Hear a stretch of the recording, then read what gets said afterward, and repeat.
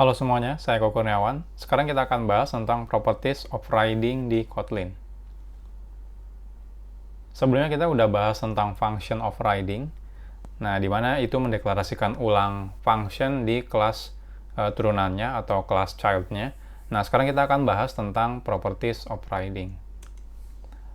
Jadi, selain membuat ulang function ya, function overriding di dalam kelas, di Kotlin juga kita bisa membuat ulang properties. Jadi overriding tidak cuma bisa dilakukan di dalam function, bisa dilakukan di dalam properties. Nah, ini agak sedikit beda dengan Java. Kalau Java kita bikin field di dalam Java di parent class, terus di kelas childnya itu tidak bisa di override, tapi kalau di Kotlin itu bisa.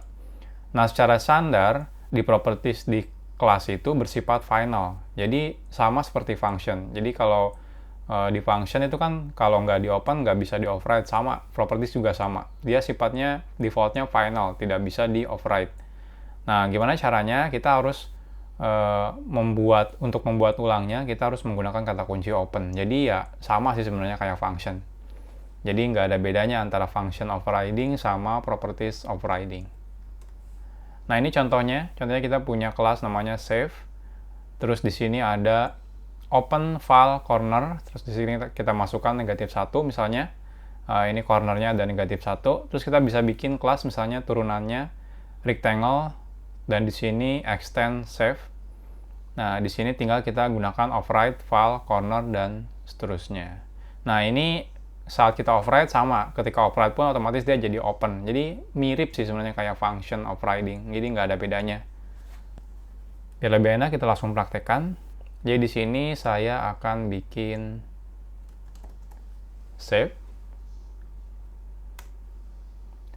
Jadi di sini kita buat sebuah file corner integer sama dengan -1 misalnya ya. Di sini kita bikin juga rectangle save. Ini nggak bisa, kenapa? Final ya, jadi kita harus open dulu ini. Nah, habis itu kita deklarasikan ulang nih. Override corner integer sama dengan 4. Ini nggak bisa, kita lihat di sini. Sorry, ini file ya. Lihat, ini nggak bisa karena final. Jadi kita harus set open. Baru ini bisa. Kita buat lagi.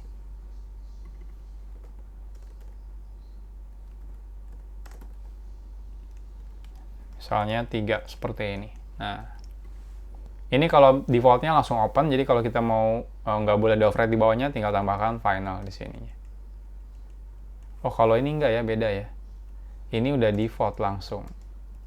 Remove redundant final. Tapi bisa di open. Oh iya, seperti ini. Jadi beda kayak function ya. Kalau function itu saat override kita dia otomatis open, tapi kalau properties ternyata dia langsung final. Oke, sekarang kita coba di sini properties overriding. Kita bikin main shape sama dengan shape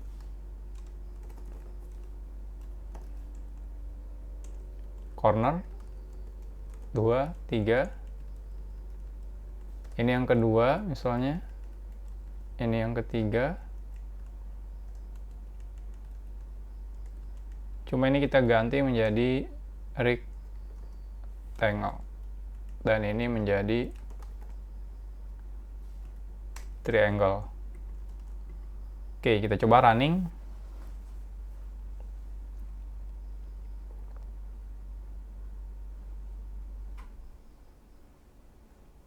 Nah, hasilnya seperti ini. Ini -1 karena shape-nya ya -1 ya ini. Yang kedua adalah 4 karena kita tahu kita udah override cornernya menjadi 4 dan yang ini 3. Dan karena kita override cornernya menjadi 3. Nah, jadi seperti itu properties overriding di Kotlin. Jadi kita bisa ngelakuin override nggak cuma di function, tapi juga bisa dilakukan di properties. Next, kita akan bahas tentang super keyword.